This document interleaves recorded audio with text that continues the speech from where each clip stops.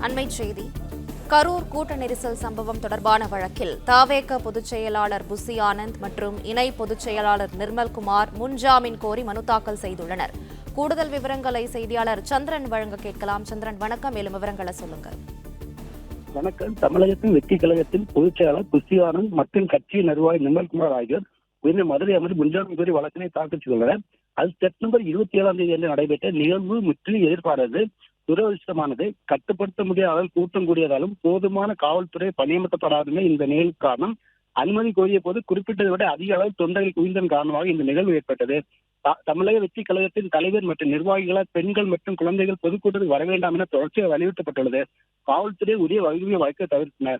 மேலும் மனுதாரர் எந்தவித குற்றமற்றவர், அரசியல் காண்கிற தவறான குற்றச்சாட்டு அடிப்படையில் ஆதார் என்று வைக்கப்பட்டுள்ளது. காவல்துறை தரப்பு எங்களுக்கு எவ்விதமான எச்சரிக்கை வழங்கப்படவில்லை. காவிரி சபை முன்மணி அனுமதி கோரியது அனுமதி வழங்கப்படவில்லை என கூறியுள்ளனர். இதைத் தொடர்ந்து முன்ஜாமீன் கோரிய மனுவை தாக்கல் செய்து நீதிமன்ற அறையில் தற்போது காத்து வருகின்றனர். அது மட்டும் இல்லாமல் கரூர் நேற்று கைது செய்யப்பட்ட மாவட்ட நிர்வாகிக்கு நீதிமன்றத்தில் ஆஜர்படுத்தியுடன் ஜாமீன் கோரி மனு தாக்கல் செய்ய உள்ளதாகவும் தாவேகா தரப்பில் தெரிவிக்கப்பட்டுள்ளது.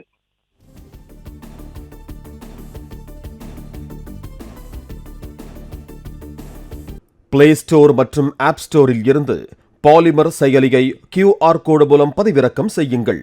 செய்திகளை உடனுக்குடன் பெறுங்கள்.